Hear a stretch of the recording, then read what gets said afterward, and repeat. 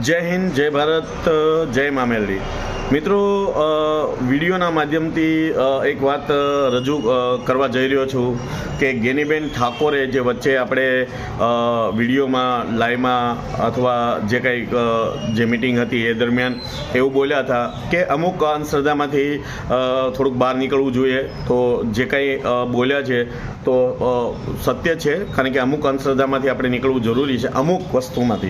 અમુક વસ્તુમાંથી આપણે નીકળવાની જરૂર છે. જો કે આપણે કોઈ ગેનીબેન ઠાકોર સાથે કોઈ જાતનો કોઈ વાંધો નથી. આપણે જે કંઈ બોલ્યા છે એમાં કોઈ ધર્મનું કે દેવનું કે એવું કોઈ અપમાન કર્યું નથી. પણ આ જે વ્યક્તિ જે છે અમરાજી ઠાકોર, વાંધો અમને એના જોડે છે. એ સોશિયલ મીડિયામાં, ફેસબુકમાં ઘણા બધા વિડીયો એવા બનાવે છે કે હનુમાનજી અગર એટલા શક્તિશાળી હોત તો રામ સેતુ બનાવવાની ક્યાં જરૂર હતી.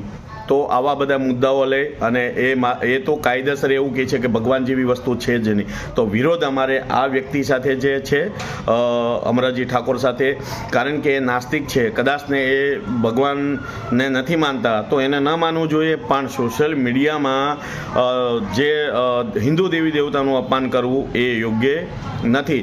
આ વાતને હું વખોડું છું, કારણ કે વિરોધ અમે એવા લોકોનો કરતા હોય છે કે જે સોશિયલ મીડિયામાં બે પૈસા કમાવા માટે જે ધર્મને ટાર્ગેટ કરે છે, ભગવાનને ટાર્ગેટ કરીને જે ફેમસ થવા માટે વિડીયો બનાવતા હોય, તો અમે એને જે કંઈ વિરોધ કરતા હોય તો વ્યક્તિગત વિરોધ કરતા હોય છે. અમે કોઈ પણ સમાજનો ક્યારેય વિરોધ કરતા નથી.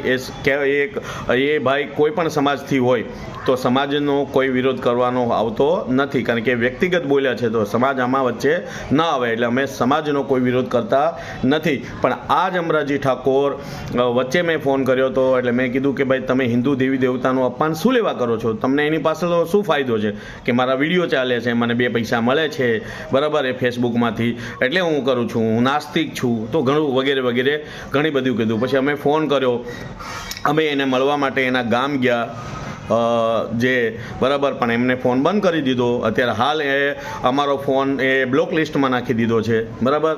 નકર અમારે કાયદાકીય રીતે અમારે વસ્તુ કરવી હતી, બરાબર. પણ એના જ ગામના જે સરપંચ છે એમને અમને સમજાવ્યા કે ભાઈ એ માણસ આટા વિનાના છે કે રખડેલ છે, આજે બધી જગ્યાએ જાય છે ને આવી રીતના બધા વિડીયો બનાવે છે, જવા દો, છોડો, એની ઉંમરનો લિહાજો કરો, બરાબર. એટલે એની ઉંમરની જોઈ અને અમે કદાચને અમે છોડી દીધું. પણ ફરીવાર પાછો આ જ વિડીયો બનાવે છે અને હિન્દુ દેવી દેવતાને જે અપમાન કરે છે, ટાર્ગેટ કરે છે, ધર્મને ટાર્ગેટ કરે છે, તો આવું ન થવું જોઈએ. અમારો વિરોધ અમરાજી ઠાકોર સાથે છે. જય હિન્દ, જય ભારત, જય મામેલડી.